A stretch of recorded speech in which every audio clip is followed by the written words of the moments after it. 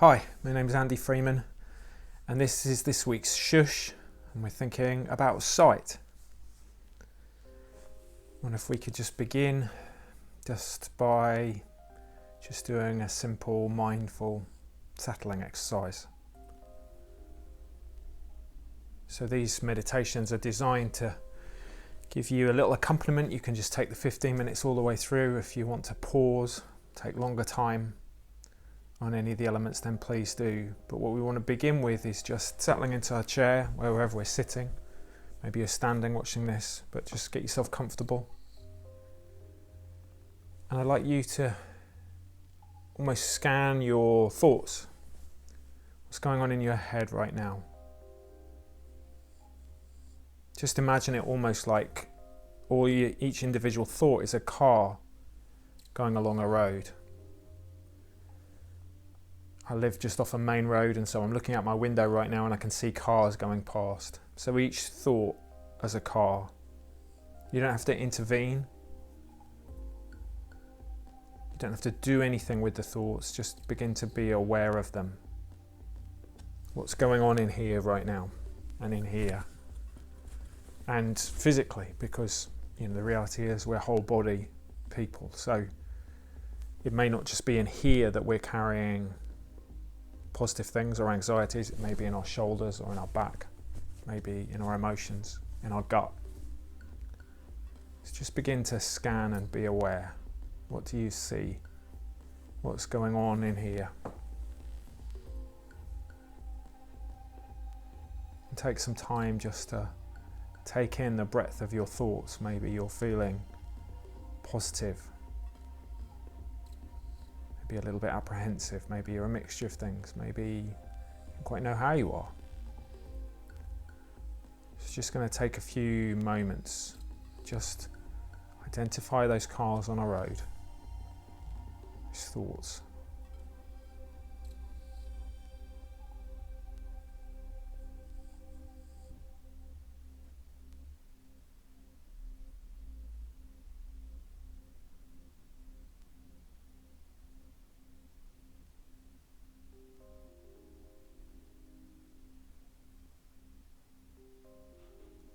Become aware of any that bother you or surprise you.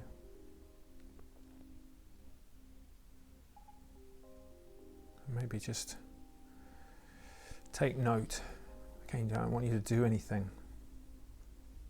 Take note. Why are you there? Why am I thinking about that?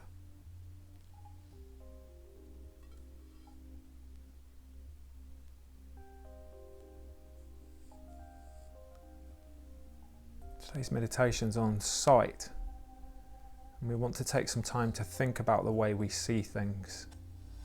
So begin with this exercise of seeing what's inside you. Why is that there? What do you see?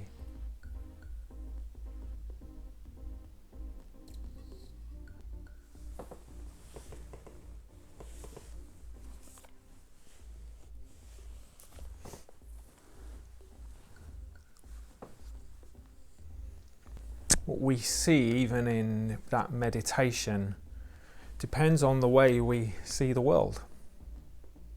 Just a little bit like I wear glasses, we each have things that affect the way we see everything around us, where we are born and brought up. Our language, our way of viewing the world, our opinions, our experiences, they all affect the way we look at things. There are a number of ways that we can look at things just with our eyes, with some specs, maybe with some binoculars. We see things differently because of those different things in front of our eyes, and the same happens with our experiences, our worldview. A guy called John Lubbock, who wrote a lovely little natural history book called The Beauties of Nature and the Natural World We Live In, said this: "What we do see depends mainly on what we look for. In the same field, the farmer will notice the crop, the geologist the fossils, botanist the flowers, artist the colouring, sportsman the cover for the game. Though we may all look at the same things, it does not all follow that we should see them all. So as we begin to think about sight, what are you looking for? Are you a glass half full or half empty kind of person? Do you look hopefully, or do you look with a sense of worry? None of those things are wrong. I've always liked to write poetry, and naturally I almost melancholic, I think, as a result, or that's why the poetry comes, I'm not sure. But we're all sort of wired in slightly different ways. And being aware of how we see the world helps us to filter that out when it becomes unhelpful sometimes. It's because I have a tendency to be a little bit more melancholic. I benefit from positive people, from seeing things positively around me, from different perspectives that give me an alternate view, so I can see a little bit clearly. When I was prepping this meditation, I remembered that, at first it was Johnny Nash and then Jimmy Cliff. I can see clearly now the rain has gone. And being aware of glasses, I understand what that song's about, because when rain lashes down and it drips over my bald head and runs on my glasses, I can see very little. I need to take them off regularly and wipe them. It's like when you go into a warm building, a pub or a shop, and your glasses suddenly steam up. But actually, what he's talking about there is our experiences are obstacles in our way sometimes. And we need that moment of clarity to remove all the things from our sight.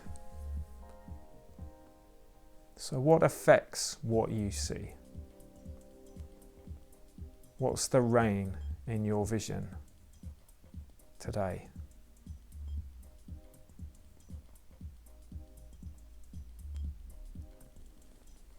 Ponder how you might see a little clearer.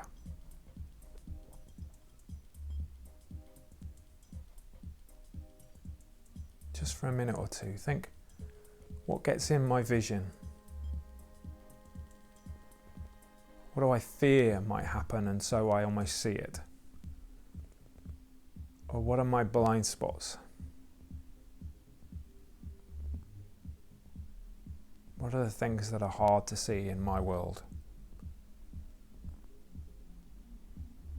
Our past, our future. I find it fascinating that so much well-being, advice and tools and materials are all around finding ourselves in the present, because when we live in the past or the future, we end up missing this, but also we often end up in fear and anxiety, worrying about what might happen or worrying about what has happened before. It's very natural. But right here, right now, what's getting in the way of how you see the world? What shapes and colours the way you view things? So again, we'll just take a moment, just take some time to reflect. What gets in the way of your vision?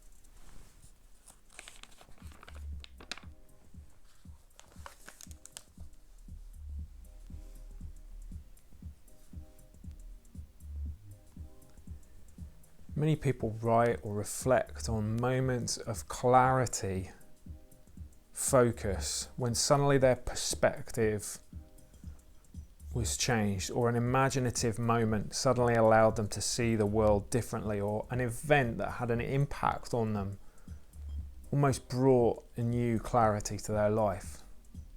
Martin Luther King writes about a night when he was being persecuted by people who wanted him to be silent in his call for equality in America, and the fear that he felt.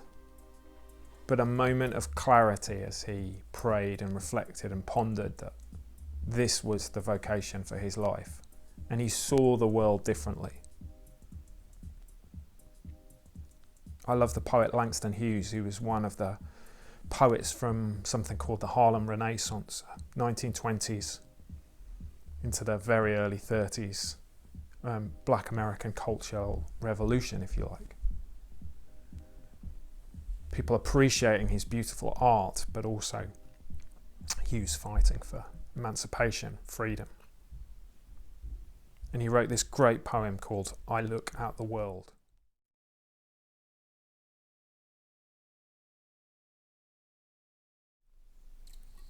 I look at the world from awakening eyes in a black face, and this is what I see, this fenced-off narrow space assigned to me.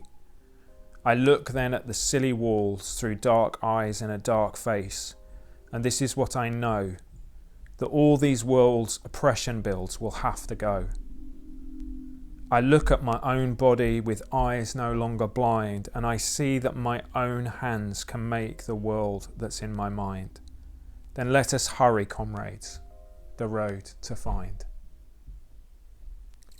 I look at the world from awakening eyes in a black face, and this is what I see, this fenced-off narrow space assigned to me. I look then at the silly walls through dark eyes in a dark face, and this is what I know, that all these walls oppression builds will have to go. I look at my own body with eyes no longer blind, and I see that my own hands can make the world that's in my mind. Then let us hurry, comrades, the road to find. I see that my own hands can make the world that's in my mind.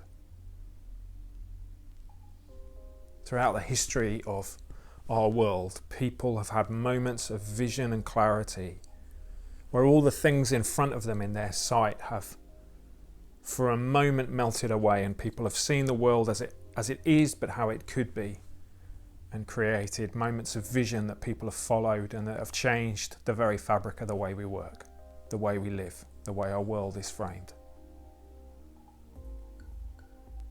What's your vision? What do you see? What's your hope, your dream?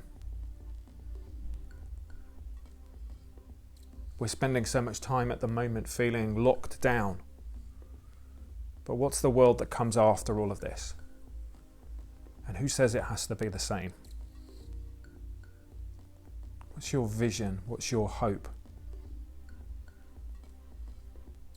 We're going to leave some time now at the end of this meditation, and I want to just ask you, what do you see? What do you hope for? The world that my own hands can make, the world that's in my mind, what do I see? We'll just give some time to reflect, and then I'll close off the meditation. But just use this time to reflect, to dream, to hope.